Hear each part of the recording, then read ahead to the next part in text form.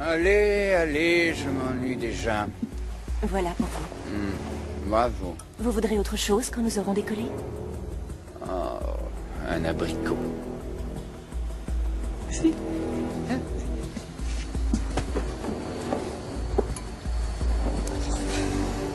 J'adore sucer un abricot pendant des heures. Approche. Si je voulais t'envoyer des fleurs, où est-ce que je dois... Non, attends, c'est pas ce que je veux dire. Si j'avais envie là tout de suite que tu suces ma langue, tu accepterais de le faire? Now we come to a period that I call the battle for identity. Lies my grandma told me. Yeah, superstitious devices. Lies my grandma told me. What? Urban mythological rules and bubble mice, yeah. Salut les kids et bienvenue dans EAGO saison 14, épisode 33. Cette semaine émission ultra violence, ultra méta et ultra long plan. Ce soir il fait vraiment très chaud, la lune est au mambo jumbo, on entend des tam-tams dans la nuit. Dans notre tête souffle un vent de folie, irrésistible tentation qui nous dévore, on en perd la raison, inavouable obsession, voilà le diable dans la maison. Eh oui, vous êtes bien dans En attendant Godard, l'émission de cinéma qui est la mieux que les autres. Et donc, vous l'aurez peut-être compris via cette citation de la compagnie créole. C'est-à-dire que ça semblait bien que c'était ça. Ah, je reconnais le fameux mélomane que vous êtes. Donc, nous allons parler de 3 films qui n'ont pas grand-chose à voir les uns avec les autres. Nous allons commencer par une ressortie en DVD et Blu-ray chez Spectrum Film du film coréen Deliver Us from the Devil de Hong Won-chan, film de 2020. Ensuite, nous parlerons de Un talent en or massif, The Unbearable Weight of Massive Talent de Tom Gormican, nouveau film avec Nicolas Cage. Et enfin, nous parlerons de Année 20, film français de Elisabeth Vogler. Et pour parler de ce jeu programme autour de cette table, il y a bien évidemment la fine fleur de la critique du Grand Ouest à ma gauche. Toujours à ma gauche, il y a carrément Floret. Bonsoir Thibaut. Salut Thomas, salut à tous. Il y a également le docteur Erwan. Bonsoir docteur. Bonsoir. Et de retour avec nous, il y a Justine. Bonsoir Justine. Bonsoir. Qui donc cette semaine a fait, comme dans le film coréen, a fait quelques passes de kung-fu, parce que donc elle est blessée, mais sa force et son appétence pour la critique de cinéma l'a fait quand même venir parmi nous. Merci Justine de ce sacrifice. Avec plaisir. C'est pour la bonne cause. Exactement. Et à la mise en son de cette émission, bien évidemment, il y a Valentin. Bonsoir Valentin. Bonsoir. Donc voilà, ce sont les forces en présence. Avant de passer à la section critique de cette émission, nous allons passer aux agendas. Un seau de merde, docteur. Il m'a jeté un seau de merde en pleine figure. Agenda, donc il y a quelques petites choses cette semaine dans l'actualité locale. Il y en a une qui démarre jeudi à l'Arvor demain d'ailleurs à l'Arvor jusqu'au 10 mai. C'est la semaine du cinéma espagnol et hispano-américain. Donc il y a 8-9 films qui vont passer à l'Arvor. Donc ce soit donc, évidemment des films espagnols ou donc des films surtout sud-américains, ce soit de Bolivie, d'Argentine, tout ça. Donc il y a pas mal de choses qui ont l'air assez intéressantes. Et donc évidemment le programme est à retrouver sur le site du cinéma Arvor, donc de demain jusqu'à la semaine prochaine. Et toujours ce mercredi, le 4, donc, aura lieu au bar La Cour 6 rue de Penouette, la nouvelle conférence de notre ami Jules Topo, qui là sera une coifférence sur Mel Gibson, qui va retracer toute la carrière donc, de l'acteur par le prisme de ses coiffures. Donc voilà, nous vous encourageons à venir nombreuses, c'est absolument très très chouette. Donc voilà, je l'avais vu une première version au Boirel il y a quelques mois, c'est vraiment très très bien. Jules fait des choses très drôles. Il y a quelques années, il avait fait sur Stallone, sur la saga Rocky, et comme pour les questions de droit, il ne pouvait pas montrer d'extraits des films, il les racontait ou bien il les mimait. Donc voilà, ça te fait dire. Voilà, c'est ça. Sinon, sortie nationale, pas beaucoup de choses quand même, comme on le disait, c'est là quand même depuis un mois, toujours c'est quand même mou, toujours mou, mais là bien mou quand même. Il y a Ténor avec Michel Larocque, le film de Claude Zidi Junior, donc le fils de Claude Zidi, où Michel Larocque va apprendre à un jeune de banlieue, un jeune voyou à casquette et à capuche, en fait, il va apprendre la vraie musique, donc à devenir ténor, à chanter comme un bonhomme, quoi. Voilà. Ouais. T'as pas l'air convaincu. Non. Pourtant, le Je dis hip-hop, rien, moi. c'est plutôt ton truc. Ouais, je sais que l'acteur qui joue le mec, il a un pseudo. Alors, je sais pas du tout qui c'est. J'imagine que ça doit être quelqu'un de très très connu. Non. Je pense. Non, pas si connu que ça. Mais voilà, je sais pas, il a un pseudo. Michel Lerock. Je ne sais pas, c'est bizarre. Sinon, pour nous qui faisons de la radio, il y a le nouveau film de Michael Herz, Les Passagers de la Nuit, avec Charlotte Gainsbourg. Ça se passe à la maison de la radio dans les années 80, une jeune un peu désaxée qui a recueilli tout ça.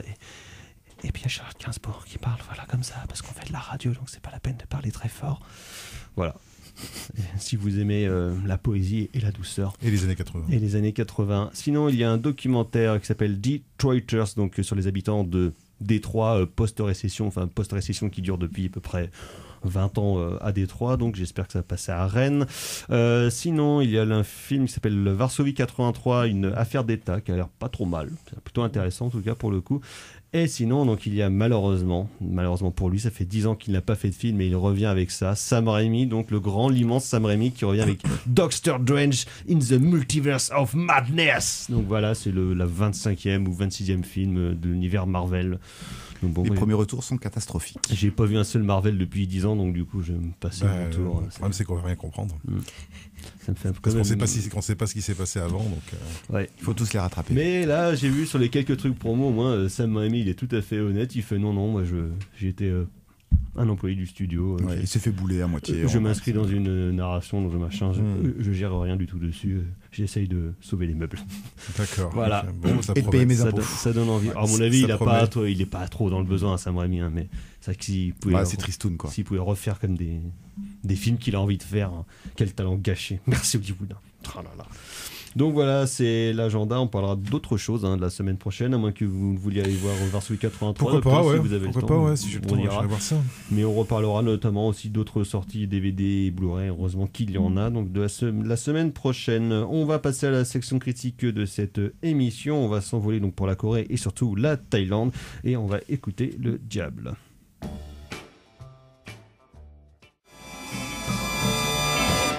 Vous êtes toujours En attendant Godard sur Syllab, et donc c'était James Brown avec Evil, et de Evil on va en parler dès à présent à l'occasion de la sortie en DVD et Blu-ray chez Spectrum Film de Deliver Us from the Evil, donc film de 2020 réalisé par Hong Woon-chan, qui est connu principalement comme étant le co-scénariste des films de Naong Jin qui va enfin ressortir un film cette année, ce gros feignant, parce qu'il n'a rien fait depuis 2016 et son formidable The Strangers. Donc Naong Jin, je rappelle, qu'il fait The Chaser et The Murderer, et donc lui c'est le scénariste de tous ces films là, et on sent quand même que l'influence de son ami metteur en scène et de la violence qui est mise dans ces films se retrouve dans ce film-là, qui est sur un argument scénaristique de pur film bis d'exploitation, dans lequel un tueur à gages, après un dernier contrat, décide évidemment de raccrocher, sauf que pas de bol, y a sa fille qui se fait enlever en Thaïlande, donc voilà, il dit ah merde quand même, je vais y aller, il peut les niquer la gueule à ces comptes thaïlandais,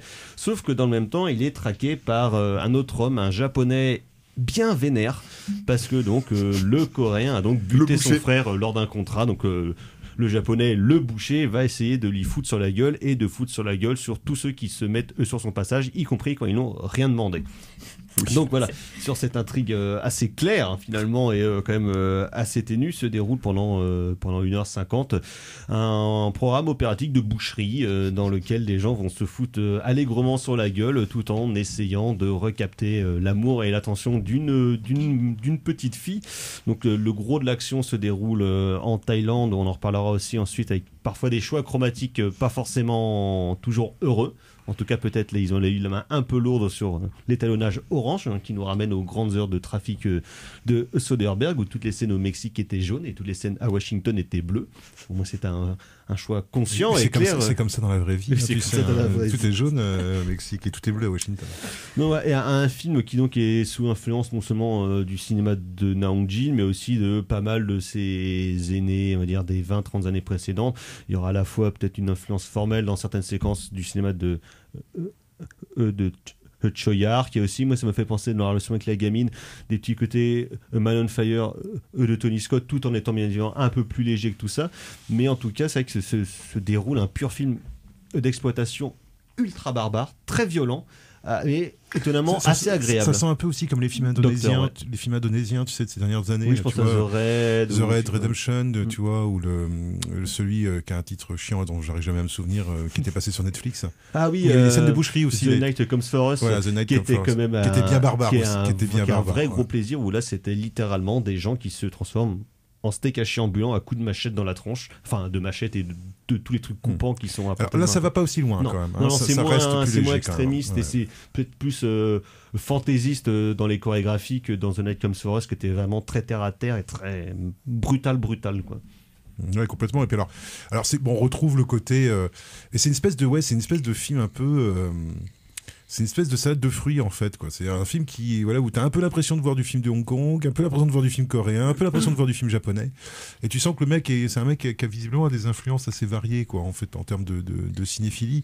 Ce qui est toujours agréable à voir, avec un petit côté tu vois, cette espèce de duel jusqu'au boutisme, ça m'a un peu fait penser aussi à Takashi Miike et puis à comment ça s'appelle Dead or Alive, où il y avait la trilogie dans le premier en tout cas, où il y avait aussi ce côté où ça va presque jusqu'à l'irréalisme en fait, jusqu'au burlesque du gore, jusqu'à l'irréalisme total. Tout ça dans un cadre par contre qui lui est un cadre plutôt réaliste. Alors si on accepte effectivement les choix de photographie, mais où il y a quand même une bonne partie du film qui est quand même tournée en décor naturel. Oui, que ce soit dans les immeubles, dans les coursives, même dans la rue, où visiblement les figurants, c'est une notion oui, expandable. Complètement. Et je trouve moi qu'il y a quand même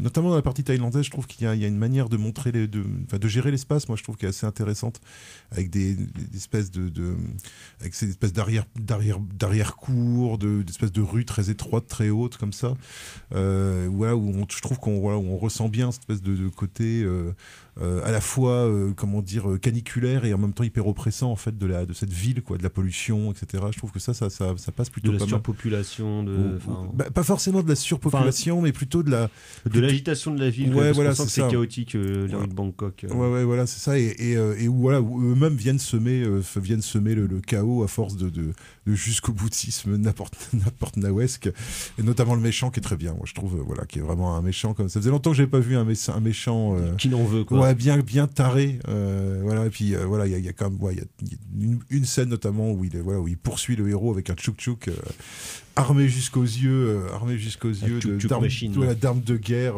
où il y a des flics qui sont là et qui se font du coup tirer dessus aussi par en même temps ils n'ont pas à être là, donc c'est assez après moi je trouve que c'est un film qui je sais pas si c'est son premier film, son deuxième je trouve que ça manque encore un peu de personnalité, c'est-à-dire que tu vois dans les scènes de baston, je trouve qu'il y a un truc moi que j'ai remarqué dans pas mal de films asiatiques ces dernières années, que moi je suis pas fanatique, c'est ces espèces de je sais pas comment dire ça, à la fois d'accélération de l'image et de coupe, tu vois, à l'intérieur des plans, mais avec des espèces de coupes invisibles, en fait, d'enlever les photogrammes, de coupes invisibles, mais que tu sens quand même quoi. Et du coup, ça rentre un peu en conflit, moi je trouve. Ça veut donner un côté jump cut en fait à la scène d'action pour accentuer les coups, sauf que ça fonctionne pas. Je trouve que tu vois, ça, voilà. Bon, je trouve qu'il y a des moments, puis je trouve qu'il y a quelques petits réflexes Snyderesques dans les bastons à coups de ralenti, d'accélérer à l'intérieur d'une même scène. Bon, je trouve que ça c'est des trucs qui ça vieillit pas super bien, ça, comme effet, tu vois. Mais il y a ça aussi dans le cinéma de Hong Kong, dans quelques derniers films, avec Donnie Yen par exemple. Moi je suis pas un fan non plus des manipulations de vitesse comme ça, parce que je trouve que c'est un peu triché avec le spectateur. Un peu malhonnête. Et ça, je trouve que pour l'instant, ça a pas encore la rigueur, tu vois, d'un Bong Joon-ho ou d'un Park Chan-wook ou d'un Hong Jin justement. Ça a pas encore cette rigueur à la fois de narration, parce qu'après tout le genre et tout, enfin, partir sur un truc de genre et tout, moi j'ai absolument aucun problème, même avec un scénario débile, moi je m'en fous complètement quoi. J'ai pas besoin d'avoir Proust à chaque fois, surtout quand je regarde un film de gangster coréen quoi.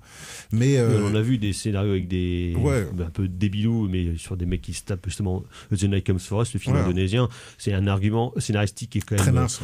Voilà, Mais- accessoire, mais Mais ça faisait plus le job de ce point de vue-là, Ouais. parce qu'il y avait plus ce côté vériste en fait côté que. âpre. hein. Ouais, que là il y a un petit peu moins, en tout cas qu'il y a pas tout le temps.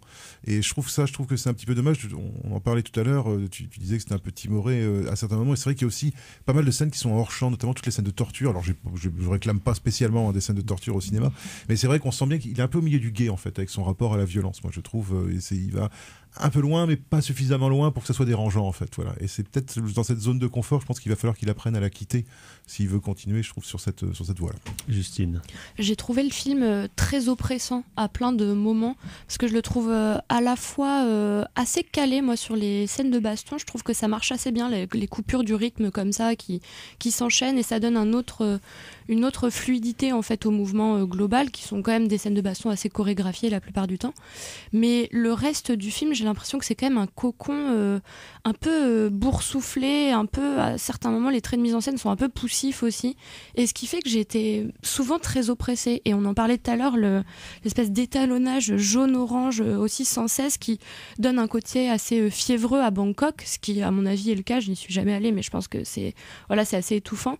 Et là c'est peut-être un peu trop, comme tu parlais Erwan, des cadres dans le cadre, avec les petites maisons sur des immeubles et des cours. Les couloirs, oui, il y a pas mal de... et du coup ça donne un côté un peu labyrinthique, un peu trop vertigineux, mais je trouve, et tu le dis justement, c'est que c'est peut-être pas assez amené de façon rigoureuse. J'aurais préféré quelque chose de peut-être un peu plus cadré, moins foutraque.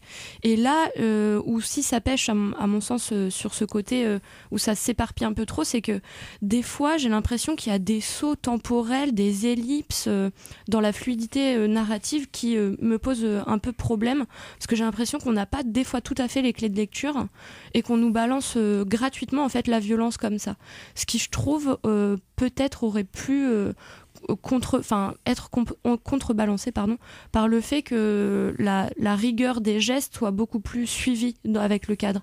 Et là c'est peut-être un petit peu trop foutraque, et en plus comme on l'a dit, l'histoire est assez simplette, voilà, un espèce de... Je pense que ça m'a aussi fait penser à quelques films américains de baston comme les Tekken ou quoi, parce que voilà, on part à la recherche de la petite fille. Ce sont des films français, les Tekken, hein.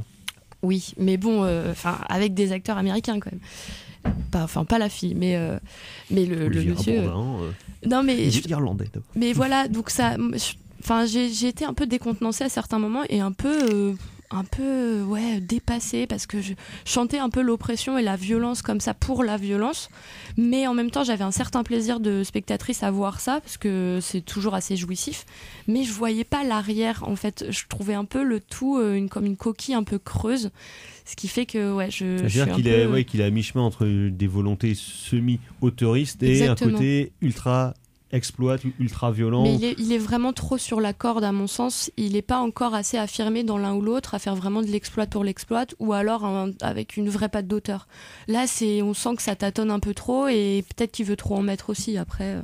Oui, parce que le film fait donc presque 2 heures, et c'est vrai que c'est dense, hein, ça balance beaucoup la sauce, et tu sens qu'il est dû couper presque dans ces scènes de baston. Mais ce qui est assez curieux, c'est qu'il y a pas mal de scènes justement où en fait au bout d'un moment il comprend que c'est sa fille, parce qu'au début il le sait pas, en tout cas on nous le dit pas, nous on le comprend, mais lui le percute pas tout à fait, et du coup il y a pas mal de scènes assez tristes, assez émouvantes en fait, quand il se rend compte que il va peut-être y perdre la vie et qu'il va devoir laisser cette gamine un peu livrée à elle-même. Heureusement sur son chemin se met un personnage, le second rôle comique du film, ouais, mais qui est assez bien. Moi je trouve ça, au début, sort un peu le registre. Moi j'ai eu un peu peur au départ.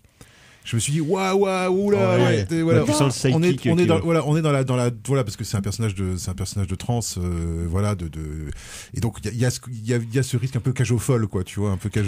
Dont ils sont quand même assez coutumiers. Voilà, dont ils sont assez coutumiers dans la représentation de l'homosexualité, mais au final, je trouve que le personnage devient un personnage, je dirais pas, non pas attachant, mais un personnage fiable en fait. Exactement. À l'intérieur de la fiction, qui poursuit sa ligne, et avec qui on sait que ça va pouvoir potentiellement bien se passer, qui est un peu rappel à l'ordre tout le monde autour. Et ce personnage-là, qui est certes un petit peu stéréotypé, je trouve qu'il est quand même un peu moins que le personnage du boucher, qui est un peu trop bouché. qui est trop bouché, mais qui est trop, c'est trop les grosses ficelles. Enfin, le mec a quand même un point sap, mais voilà, il a des chaussures en croco, des chemises repérable à blanches. 10 km. Ça nous C'est- rappelle Choyung Fat, quoi, tu vois, qui met des costards blancs avant d'aller dézinguer Ouais, les mais mecs avec deux flingues. là, tu vois, je trouve que ça marche un peu moins que le personnage de la trans, qui, à mon sens, est peut-être, certes plus folle, mais qui ramène un peu à la raison tout ce beau monde qui est en train de se marave.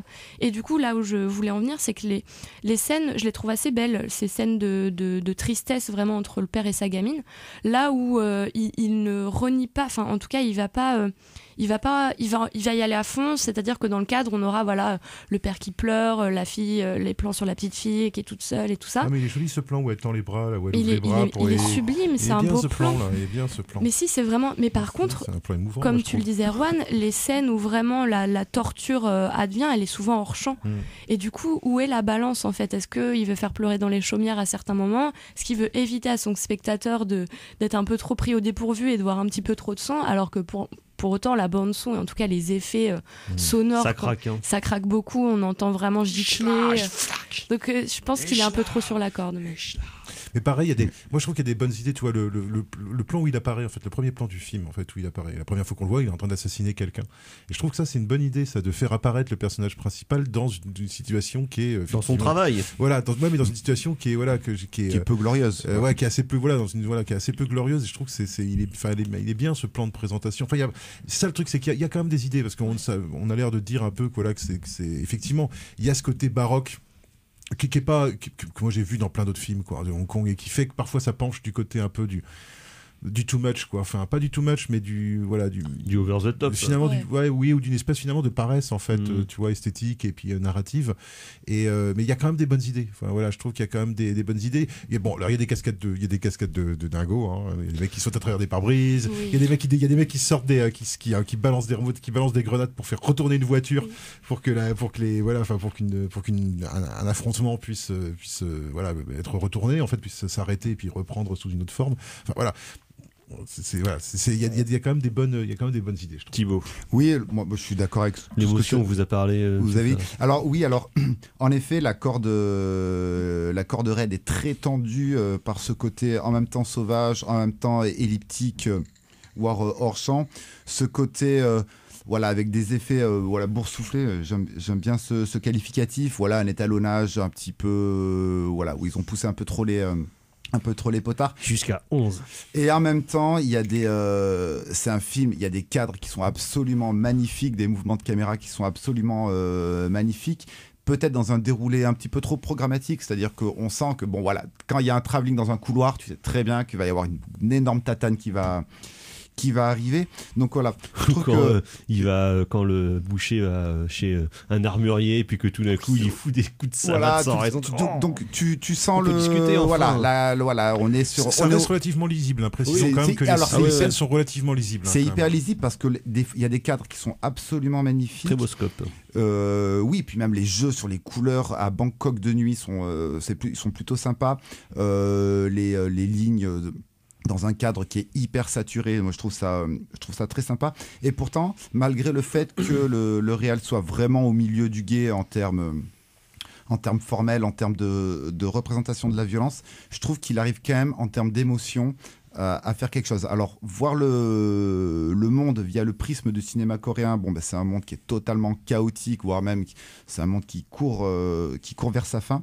Et pourtant, au milieu de ça, il y a une scène franchement hyper bien sentie sur la gamine qui ouvre, on va pas en dire trop, mais la gamine qui ouvre les bras, moi là c'était terminé, il n'y avait plus personne dans les chaumières, c'est magnifique.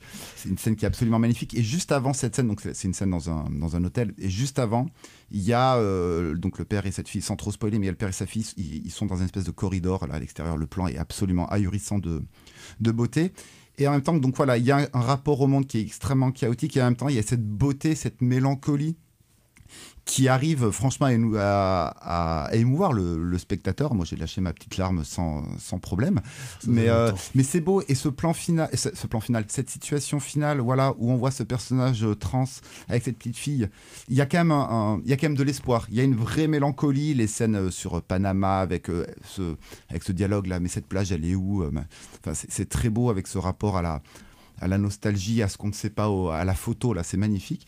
Et en même temps, qui rappelle un peu l'impasse d'ailleurs, c'est marrant. Exact, Une espèce d'image tropicale comme ça vers laquelle on se dirige et face à laquelle on est destiné à échouer. Donc, en fait. Voilà, et en même temps, il y a cette humanité, et puis c'est pas une humanité, voilà, c'est l'humanité, c'est une espèce de désaxé, des flingués de la vie, parce qu'on sent que la gamine, voilà, en termes de post-trauma, elle est bien over the top. C'est compliqué. Hein, elle est over the top, et puis même le personnage trans, donc voilà, c'est des gens qui sont flingués par la vie, et voilà, ils font un pas de côté, et puis ils vont arriver...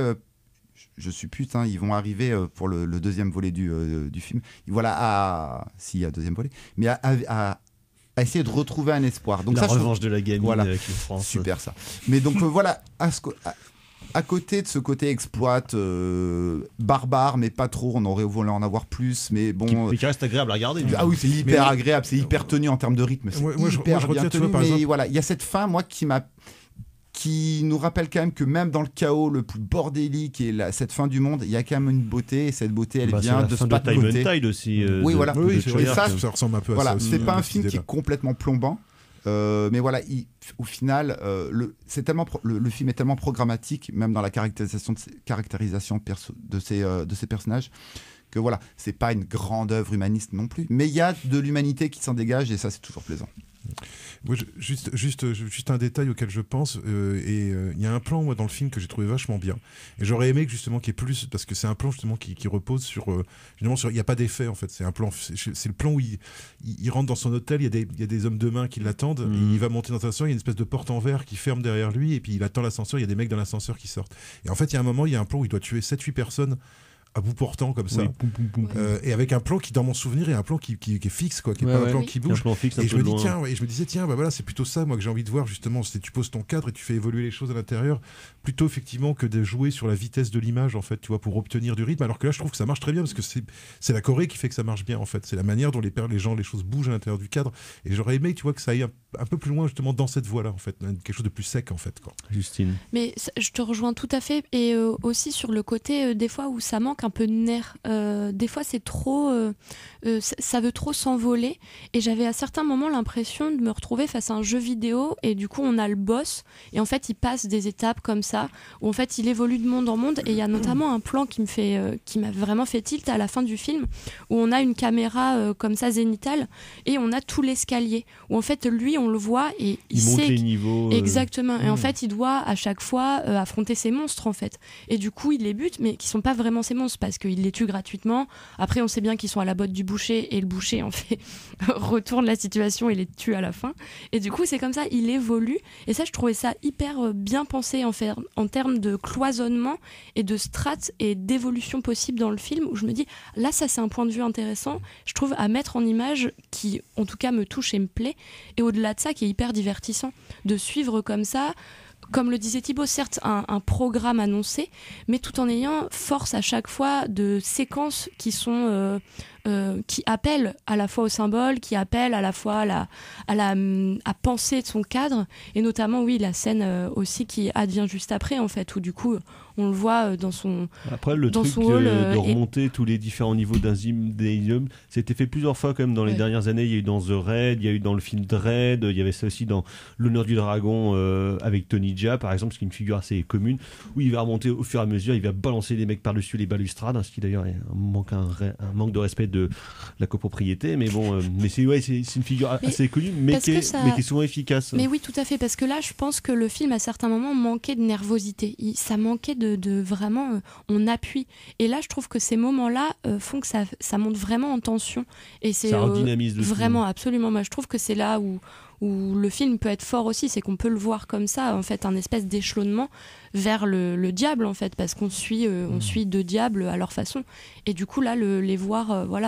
monter de strate en strate, ça quand même ça porte un peu quoi, ça porte aussi du souffle et du nerf, et ça c'est, à mon sens, il manquait aussi cruellement de nerfs à certains moments. Après, je trouve que le côté, il y a 2-3 petits traits d'humour qui sont assez bienvenus. Alors, autant il y a ce personnage dont tu disais Doc, là, tu te dis oh là là au début, hop hop hop hop hop, on voit très bien, voilà, il y a un côté là du coup programmatique mais déceptif, c'est-à-dire qu'on va pas dans le programme, dans un programme archétypal, on se dit bon, ça va en faire des caisses. Mais tiens, ça devient un buddy movie.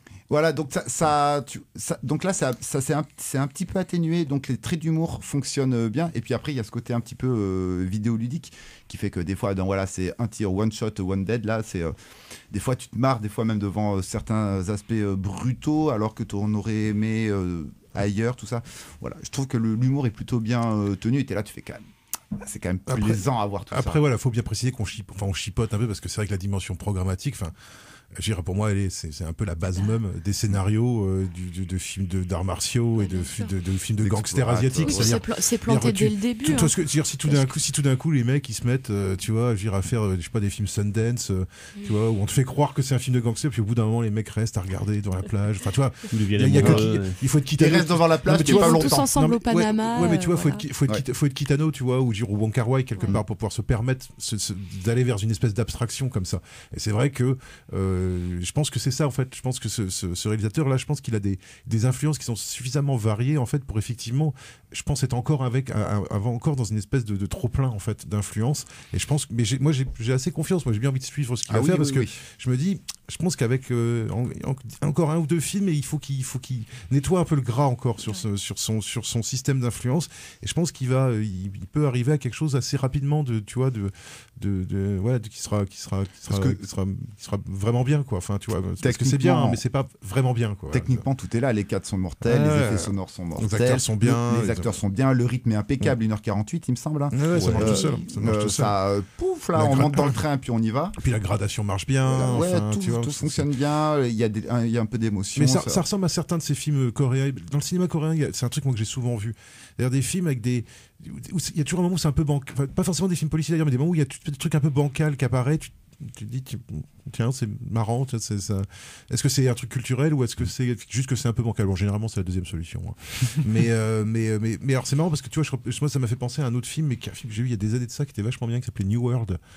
Avec des histoires de mafieux qui se foutent sur la gueule avec un flic infiltré et tout ça. Donc pareil sur un truc super programmatique, mais avec une espèce de quelque chose de beaucoup plus sec en termes de violence et qui faisait que je trouvais que ça, en tout cas pour moi ça marche mieux. Voilà. Parce que si on regarde The Chaser, qui est aussi un scénar très programmatique, hein, c'est l'histoire d'un mec qui va suivre un serial killer, mais qui a pourchassé, mais il y avait une telle vision du monde, mais d'une noirceur absolue. Il y avait une telle violence. Naum Jin, c'est quand même pas le réalisateur le plus guiré. Naum Jin arrivait justement à dépasser ce cadre programmatique pour aller vers quelque chose. Mais bon, déjà, c'est un des plus grands cinéastes de genre contemporain. Enfin, moi, à mon sens, The Strangers, moi, j'avais pris une claque. Je pense que c'est pas pour rien qu'il ait pris son protagoniste, parce que du coup, il me semble que c'est le chaman dans The Strangers. L'acteur principal. Tout à fait. Et qui est déjà dans une forme de mutisme aussi, comme ça. Qui, je pense, donne beaucoup de corps au film. Ouais. Donc voilà, oui, en effet, il faut qu'il dégrossisse un peu le truc. Je pense qu'il faut encore qu'il dégrossisse un peu le truc, mais voilà, c'était une belle découverte. Mais c'est une belle exploitation. C'est quand même du plaisir. Donc, Deliver Us from the Evil de Hong Won-chan, disponible dans une belle édition chez Spectrum Film, avec notamment commentaires audio du metteur en scène et des deux comédiens principaux. On va s'arrêter là, on va passer à tout à fait autre chose et on va aller vers un show de talent.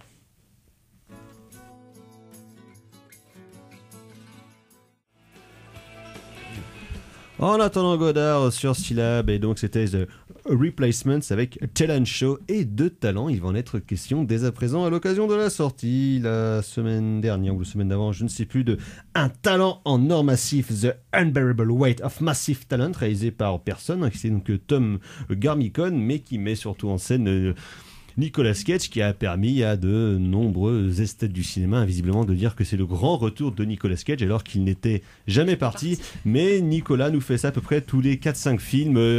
Ils disent c'est le grand retour de Nicolas Cage. C'est-à-dire qu'il refait un vrai rôle pour nous dire qu'en fait il est quand même encore un putain d'acteur. C'était Mandy avant c'était Joe, puis c'était le bal lieutenant de Werner Herzog, tout ça, entre 2-3 panouilles qui tournent dans les pays de l'Est. 2-3, 9-10 et des grands films qui sortent quand même et qui passent un peu inaperçus entre les deux, notamment le Dog Bite Dog de Paul Schrader avec Willem Dafoe et Nicolas Cage.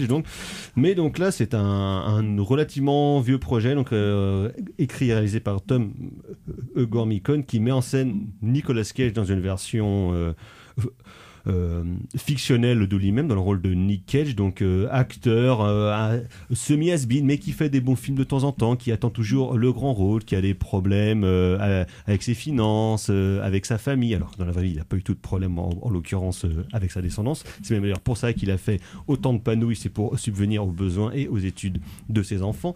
Mais donc là il attend... Il avait pas des divorces à payer aussi. Il avait, ouais, mais en fait apparemment pas tant que ça, c'est plus ces villas qui lui coûtaient cher et genre acheter des os de dinosaures, mais bon ça c'est... T'imagines, ton père c'est Nicolas Cage quoi. Ah bah écoute, papa ça pourrait être pire. Fais pas ton lourd. T'imagines, ton père c'est Sean Penn, hein, ah ouais non. Ou ton père c'est Jared Leto quoi. Voilà, c'est quand même cool d'être l'enfant de Nicolas Cage. Et donc dans ce film-là, Nick Cage, qui est souvent parasité dans sa vie de tous les jours par une version plus jeune de lui-même, qui lui rappelle à quel point il est nul. Interprété par Nicolas Cage dans The Aging. Et donc un jour il va recevoir via son agent, qui est joué avec un cynisme certain par Neil Patrick Harris, qui en fait il y a un riche mania qui lui propose $1 million pour aller passer une fête d'anniversaire avec lui parce qu'il est fan de Nicolas Cage.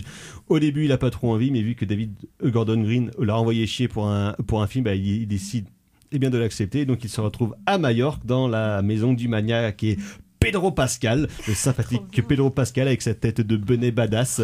Et donc là, il est vraiment super fan de Nicolas Cage. Il a même un musée de Nicolas Cage avec la tronçonneuse de Mandy, les flingues de volte-face, les boules de The Rock, tout ça. Donc évidemment, le film est pétri d'autocitations et de citations de Nicolas Cage sur Nicolas Cage.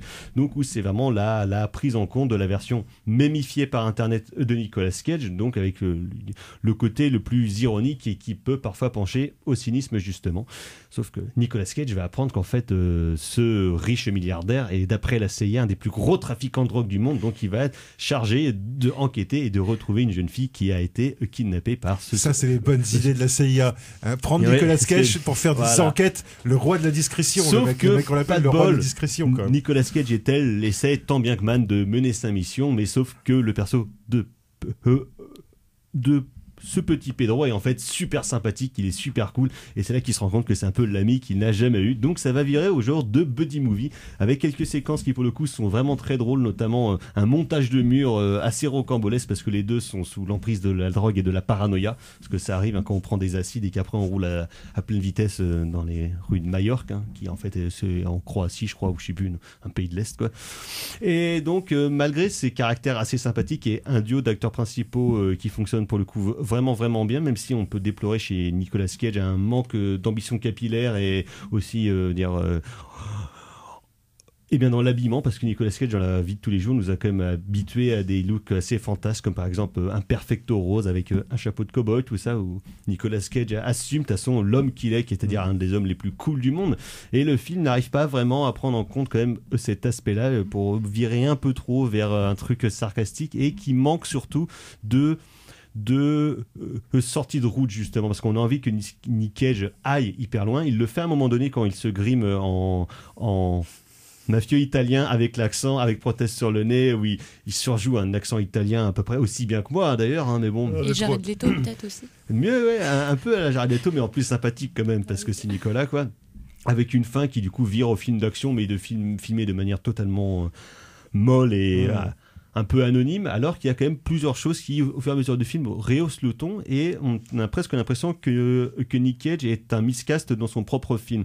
Donc c'est-à-dire que un des projets de secours, si Nicolas Cage refusait le film, le metteur en scène voulait engager Daniel Day-Lewis pour jouer Nicolas Cage. Ce qui, pour le coup, aurait été quand même... Ça aurait été quelque conceptuel, chose, pour le coup, conceptuel, quoi. D'assez fascinant. Putain, je suis en train d'essayer, j'ai le truc qui est en train de mettre dans ma tête. Daniel Day-Lewis qui, du coup, passe des années à étudier Nicolas Cage pour pouvoir reprendre et l'interpréter. Ça serait génial. Et ce qui aurait été, pour le coup, je trouve, une idée beaucoup plus ambitieuse. Tu fais un documentaire, là, tu peux vivre pendant 10 ans avec un projet comme ça. Le mélange des registres, il est parfait, quoi. Là, c'est l'acteur studio à son maximum d'imiter Nicolas Cage. C'est du coup Daniel Day-Lewis qui se met dans la peau de Nicolas Cage. Ça serait génial. Ça serait putain. Oui. Je rêverais de voir ça. C'est dommage qu'il soit parti en retraite, Daniel Day-Lewis. Oui. Reviens pour ce projet-là, quoi. Donc voilà, malgré quand même un paquet de bonnes choses, ça vire beaucoup trop à un moment donné à l'autocitation, à l'autoréférence, et presque à la complaisance de son propre projet.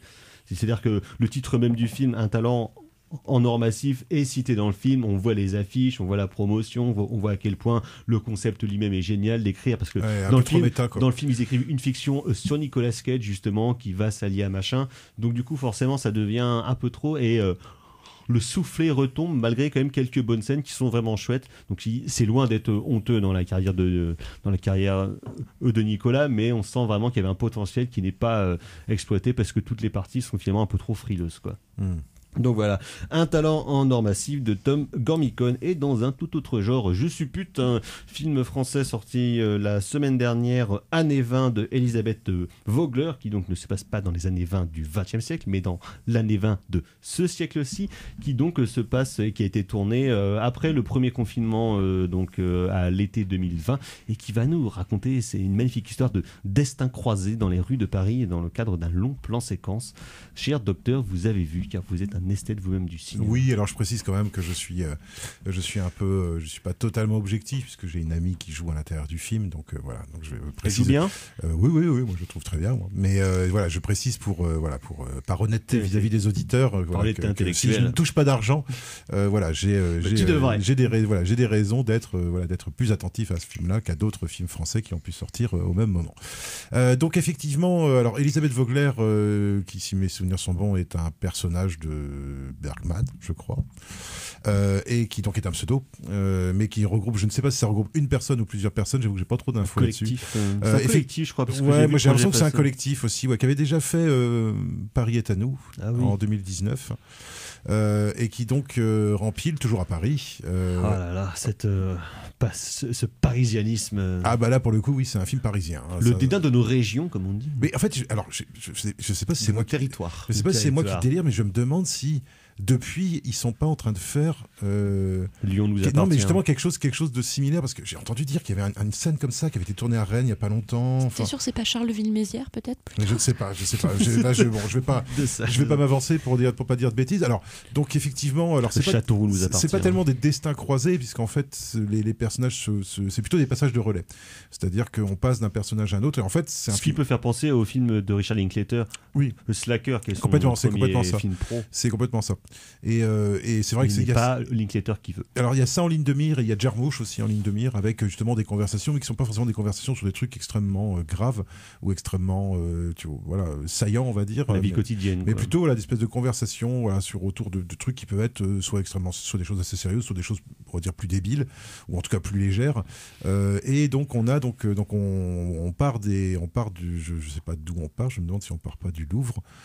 Et on traverse, on fait 6 km comme ça à l'intérieur de Paris, donc avec 6 km du Louvre, on va pas très loin quand même. Je crois qu'on va assez loin. Non, enfin on va plus que ça, parce qu'on se déplace on se déplace en métro, on se déplace en scooter, etc. Et donc en fait on croise c'est généralement des pères, donc des gens de différents âges, qui racontent qui des histoires de cul. Il y a des gamines qui font du vol à l'étalage et qui se demandent comment est-ce qu'elles peuvent utiliser à meilleur escient leur talent de voleuse. Il y a un Renoir qui bourre son cousin qui vient de Strasbourg et qui lui raconte n'importe quoi sur Belleville, mais n'importe quoi, qui invente des trucs de toutes pièces sur comme quoi Eddie Mitchell en fait c'est un salafiste, et qu'en fait dans le quartier on l'appelle Mehdi Mitchell, et qu'en fait pour sa carrière il a été obligé de changer le nom. Enfin voilà. Et donc on passe comme ça d'un espace à un autre, de personnages à d'autres, et c'est alors comme il n'y a pas trop un côté genre une carte postale de Paris. Pas vraiment, parce qu'en fait ça passe pas vraiment par des monuments, en fait, ça passe vraiment plutôt par des petites rues, des choses comme ça. Moi je connais pas assez bien Paris, on connaît vaguement les quartiers, tu vois, mais je pourrais pas dire ça se passe là, quoi. Donc non, c'est plutôt des endroits assez que moi je trouve qu'on n'a pas été tant que ça représenté, en fait, mais ça reste Paris, quoi. Je veux dire, ça se voit tout de suite, quoi. Et surtout le truc que j'ai trouvé intéressant dans le film, c'est justement qu'il y a une espèce de conflit, en fait, entre la forme et le fond, puisque sur la forme c'est un plan séquence, même s'il y a à mon avis au moins une coupe à un moment donné, mais il n'y en a pas tant que ça, je pense, des coupes, parce que c'est plutôt bien pensé, bien fichu. Et il y a le fond, en fait c'est un film à sketch, c'est-à-dire que chaque personnage est une nouvelle histoire. Et donc, en fait, comme pour tous les films à sketch, il y a quelque chose toujours d'un peu ingrat dans le film à sketch. Et notamment quand c'est des scénettes relativement courtes. Quand c'est des sketchs avec 2-3 sketchs, même si c'est réalisé par des réalisateurs différents, généralement, il y en a toujours un qui est moins bien, que les deux autres, quoi. Et quand il y en a, vous voyez, pensez à Paris, je t'aime, vous voyez, des comme ça, au bout en fait, sur une quinzaine, vous voyez, de sketchs, du coup, voilà, il y en a qui sont, moi, je trouve, qui moi m'ont plus intéressé que d'autres. Je pense que c'est une histoire d'écriture aussi. Et parce qu'il n'y a pas de cohérence en fait en général entre les sketchs ou de suivi de show. Là, il n'y a pas vraiment de cohérence et du coup il y en a, je trouve, qui sont mieux écrits que d'autres et du coup par conséquent qui sont, moi je trouve, mieux joués. Les acteurs sont plutôt bien, hein. Moi j'ai trouvé les acteurs assez bien dans l'ensemble, mais je trouve que dans la manière de travailler les dialogues, je trouve qu'il y a certains dialogues qui fonctionnent beaucoup mieux que d'autres. Ceux avec les gamines par exemple, les deux petites gamines qui ont 12-13 ans, moi je les ai trouvées assez bien toutes les deux. Il y a un couple aussi avec le mec qui raconte qu'il fait du porno, qui fait du hardamat sur internet, voilà. Il y en a d'autres où ça devient plus une espèce d'écriture un peu poétique. Et là, j'accroche un peu moins, je trouve ça moins crédible en fait, par rapport au milieu socio-représenté. Tout de suite, ça fait plus littéraire. Et plus... Voilà, c'est ça, c'est plus écrit. Donc, je trouve que c'est pas le problème, c'est pas les comédiens du tout le problème, c'est juste, je pense, l'écriture. Il y a des moments, je trouve qu'il y a plus de spontanéité en fait dans la manière de faire parler les gens, dans certains que dans d'autres. Voilà. Donc, je trouve je trouve qu'à certains moments, c'est un petit peu inégal. Mais grosso modo, je trouve que le défi technique est quand même assez bluffant. Et j'avoue que moi j'ai trouvé que ça fonctionnait, c'est-à-dire qu'au bout d'un moment j'oublie que en fait on oublie que c'est un plan séquence, et c'est assez marrant de regarder un film où on se rend compte qu'on fait le découpage dans notre tête. Au bout d'un moment, on se rend compte que tiens, on regarde à l'arrière-plan, il y a des gens sur des terrasses, et qu'en fait le montage c'est nous qui le faisons en fait par rapport à ce qu'on nous montre. Et ça j'ai trouvé que ça reste ce côté performatif. Voilà, c'est un exercice de style. C'est peut-être un petit peu dispersé, on va dire, sur le plan thématique, mais je trouve qu'il y avait un truc, moi, quand même, qui passait dans ce film-là, et j'ai trouvé que et moi j'aime bien en plus cet effet d'illusion qu'il y a dans les plans séquences où t'as l'impression que c'est improvisé, alors qu'à mon avis c'est super écrit. C'est super écrit, et notamment je pense qu'il y a alors moi je me suis demandé qu'est-ce qu'il y a comme part de figuration, qu'est-ce qu'il y a comme part. Est-ce que les gens regardent la caméra derrière, d'acteurs secondaires, parce qu'en fait il y a des moments, il y a des espèces il y a des personnages qui passent dans le champ de la caméra et t'entends 3-4 phrases comme ça voler. Et en fait c'est ça le truc, c'est qu'au bout d'un moment l'un des enjeux du film c'est de se dire tiens, qui est la prochaine personne à qui on va s'intéresser. Et en fait, il y a des moments, en fait, tu crois que t'as un mec qui passe dans le champ et tu dis ah tiens, c'est lui, et puis hop, le mec sort, et puis non, en fait, c'est pas lui. C'est 2 minutes plus tard, c'est une autre personne, et là, tu vas ensuite enclencher avec le truc. Et je trouve que dans la manière de passer d'un personnage à suspense, à savoir qui est-ce que tu vas choper encore. Ouais, voilà, c'est ça, et quelle vie tu vas. Et moi, je trouve que ça reproduit quand même pas mal ce truc qui nous est tous arrivé, qui est voilà, vous êtes dans le bus, dans le train, et tout d'un coup, vous avez la vie de quelqu'un d'autre. Vous entendez la vie de quelqu'un d'autre en fait, et vous commencez à imaginer des choses sur les gens, enfin voilà. C'est un agent secret. Voilà, et je trouve qu'ils ont chopé. Alors après, je sais pas, est-ce que sur le post-confinement, je pense pas que ça a la volonté de dire quelque chose de définitif. Un truc sociologique. Je pense qu'on est plutôt dans une veine Jarmusch, c'est-à-dire de rester justement sur une espèce de légèreté et de rester sur finalement une espèce de banalité en fait de la conversation, et de démontrer l'humanité des personnages, non pas par des traumatismes qu'ils auraient vécus ou des choses qui les alors que pour le coup ça c'est intéressant en tant que marqueur d'une époque ou d'un moment. J'ai pas dit que ça a été forcément réussi ou bien pertinent, mais c'est une tentative qui aurait pu être intéressante, en l'occurrence de filmer en quasi direct ce post-confinement. C'est un post-confinement filmé en quasi-direct, hein, parce que moi je pense que c'est un des premiers films que je vois où on prend en compte à la fois le confinement comme expérience et le port du masque, par exemple. Non, il y a Songbird produit par Michael Bay, par exemple, c'est pas bien, c'est un film catastrophe. Non mais voilà, moi je crois que c'est le premier film que je vois en fait qui prend vraiment en compte ça comme un élément narratif qui constitue le réel, un peu comme en septembre. Normalement, on devrait avoir plein de masques dans les films à venir, dans les films et je trouve que voilà, Oscar Isaac avec un masque. Je trouve que bon, après voilà, moi encore une fois je le dis, je suis pas très objectif parce que voilà, moi c'est un projet dont j'entendais parler depuis déjà un petit moment. Donc je suis plutôt dans le soutien, et moi il y a des trucs que j'ai bien aimés. Je trouve que comme souvent dans les films à sketch, c'est un peu bancal. Mais je trouve que l'exercice de style tient relativement la route et mérite d'être Très regardé. bien, merci docteur. Donc c'est Année 20, film collectif réalisé sous le nom de Elisabeth Vogler. On va passer au coup de cœur. C'est de la merde. C'est de la merde. Je voudrais que tout le La monde merde. s'imprègne. Merde. Tout le monde s'imprègne de cette C'est vraiment la Nous plus sommes grande des merde des extrêmement merdes. Les coups de cœur, carrément Fleuret. Alors moi, ça va être Les Révoltés de l'an 2000, réalisé en 76 par Chicho Serrador. Il me semble qu'en coup de cœur, il y a quelques semaines, j'avais mis son premier film, La Résidence. Oui, exact. C'est un très beau film d'horreur gothique. Et là, donc, c'est un film d'horreur solaire. Donc, Serrador n'a fait que 2 films. Ça, c'est son deuxième donc, et dernier film. Un film théoriquement absolument passionnant, moralement très, très ambigu. Bref. Un film culte qui est en plus une des matrices du cinéma d'horreur espagnol, de genre espagnol contemporain, voilà, qui a film beaucoup ressort en plus dans quelques salles en Bretagne. Oui, ça ressort en salle, voilà, ça a influencé Paco Plaza, Bayona, Matteo Gil et même Guillermo del Toro, même s'il n'est pas espagnol, il a quand même quelques accointances qui parlent de Serrador comme de son héros. Donc voilà. Très bien, recommandable. merci docteur.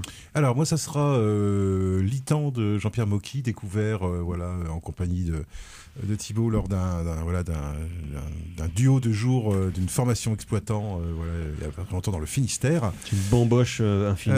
Et film très bancal comme souvent les films de Mocky, film boiteux, mais film où moi j'ai trouvé qu'il y avait plein de trucs bien en fait dans ce film-là. Moi je trouve qu'il y a plein d'images intéressantes. Quelle année ? C'est 82. Ah oui, c'est encore. Donc c'est là où ça devient franchement bordélique pour Mocky. Et voilà, toujours des propositions de cinéma, moi que je trouve je trouve qu'il y a rien qui, c'est vraiment, il y a rien qui va, mais c'est bien. Mais c'est ça. Mais en même temps, il y a rien qui va, et en même temps, ça ressemble vraiment à un film de Mocky. C'est-à-dire que c'est terrible de se rendre compte que cette imperfection, c'est le style du cinéaste en fait. Et c'est difficile à accepter quand tu es habitué justement à des conventions narratives traditionnelles. Mais L'Itan, il y a vraiment des trucs très surprenants dans ce film-là. Très bien, merci. Justine. Alors, c'est la chanson de Curse de Yellow Days en featuring avec Mac DeMarco. Et plus globalement, tout l'album de Yellow Days qui est sorti en 2019 ou 2020, qui est un album un peu old school où il aime bien mélanger les genres entre la pop, le jazz, les trucs un peu plus ambiantes, qui est un album extrêmement bien construit, qui est un long album de, je pense, 1h15, et qui est vraiment assez parfait, parfois un petit peu inégal, mais il y a certains morceaux qui valent le coup. Et mon deuxième coup de cœur est le véridique. C'est Cradox Bang de ADG. Mon préféré. C'est pas mon préféré, mais il est dans la suite de mon préféré, La Nuit des Grands Chiens Malades, et il se passe au même endroit dans le Berry, avec une petite bande de prolos qui suivent la matrone d'un couvent de jeunes filles qui ne sont pas là parce qu'elles sont désespérées. Et du coup, c'est comme toujours chez ADG, flamboyant et passionnant. Dans sa meilleure période, avant qu'il parte en Nouvelle-Calédonie. En 82, celui-là, ouais. C'est avant la chute. Voilà, merci. Alors moi, sinon, ça sera un documentaire français de 2005 de Julien Samani qui s'appelle La peau trouée. Un documentaire de 1h05 sans aucun commentaire, aucune voix off, aucun texte, qui suit une bande de marins bretons de l'île-Dieu en pêche en mer d'Irlande pendant 15 jours à la pêche au requin. Et donc on voit le travail pendant 15 jours sur ce chalutier, aucun sous-titre, on comprend strictement rien à ce qu'ils disent. Il n'y a qu'une réplique à la fin qu'on a réussi à comprendre, c'est quand il dit hop, on remonte les braguettes, on arrive au port. Et donc c'est un documentaire absolument fascinant avec un cadre absolument merveilleux, un petit morceau de Schubert qui est placé pile au bon moment, un documentaire absolument génial qui était sorti en DVD chez Potemkin et Shellac, donc de Julien Samani, La peau trouée. On va s'arrêter là, on se retrouve la semaine prochaine pour parler de choses et d'autres. D'ici là, portez-vous bien, prochaine édition, merci messieurs, merci mademoiselle, et à ciao, bonsoir. Bonsoir. Salut.